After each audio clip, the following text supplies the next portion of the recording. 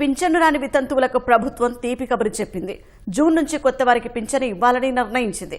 కూటమి ప్రభుత్వం 3వ వసంతలోకి అడుగు పెడుతున్న వేళ దాదాపు 1,53,000 మంది అర్హులకు పింఛను అందించనుంది.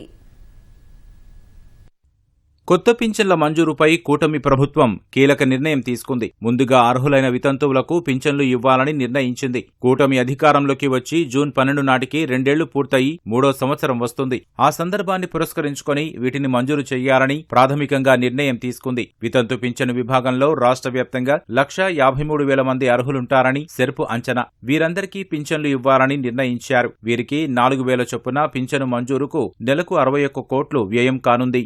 వైసీపీ హయాంలో తమకు వితంతు పింఛను రాలేదని కూటమి ప్రభుత్వం వచ్చాక భారీగా ఫిర్యాదులు అందాయి. 2019-24 మధ్య 5,50,000 మంది వితంతువులుగా మారితే ఇందులో అనర్హులను తీసేయగా 2 లక్షల మందికి పింఛను అందలేదని క్షేత్రస్థాయి తనిఖీలో తేలింది. వీరందరూ గత ప్రభుత్వంలో పింఛను ఇచ్చేందుకు అనుసరించిన 6 అంచెల తనిఖీలో అర్హత సాధించిన వారే. అయినా పింఛను ఇవ్వలేదు. కూటమి ప్రభుత్వం వీరికి పింఛను అందించేందుకు వివరాల్ని మళ్లీ తనిఖీ చేయించింది. ఇందులో కొంతమంది చనిపోయినట్లు గుర్తించారు. మిగతా వారికి జూన్లో పింఛను మంజూరు చేయనున్నారు. భర్త చనిపోయినట్లు మరణ ధృవీకరణ పత్రం తీసుకుని దారిద్ర్య రేఖకు దిగువన ఉండే వారికి పింఛను ఇస్తారు.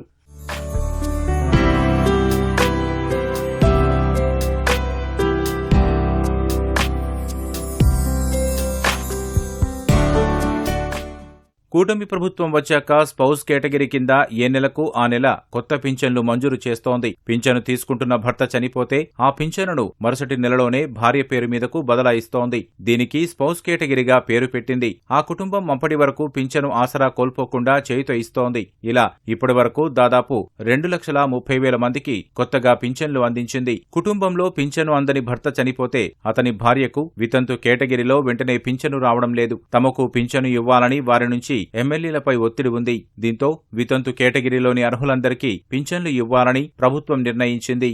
వితంతువుల పింఛను తర్వాత అర్హులైన దివ్యాంగులకు కొత్త పింఛన్లు అందించాలని ప్రభుత్వం నిర్ణయం తీసుకున్నట్లు తెలుస్తోంది. ఇప్పటికే 1,00,000 మంది దరఖాస్తు చేసుకున్నారు. ఇందులో అనర్హులు భారీగా ఉన్నట్లు ప్రభుత్వానికి ఫిర్యాదులందాయి. వీరిని ఎలా నిరోధించాలా అని అధికారులు కసరత్తు చేస్తున్నారు. ప్రస్తుతం దివ్యాంగ విభాగంలో పింఛను తీసుకుంటున్న 6.5 లక్షల మందిలోనూ 1,00,000కు పైగా అర్హులున్నట్లు వైద్యాధికారుల తనిఖీలో తేలింది. కొత్త పింఛన్ల కోసం దాదాపుగా 10 లక్షల మంది దరఖాస్తు చేసే అవకాశముంటుందని అధికారుల అంచనా. వీరందరికీ పింఛన్లు ఇవ్వాలంటే నెలకు 400 కోట్ల చొప్పున ఏడాదికి 4,800 కోట్లు ఖర్చవుతుందని అధికారులు ప్రభుత్వానికి నివేదించారు.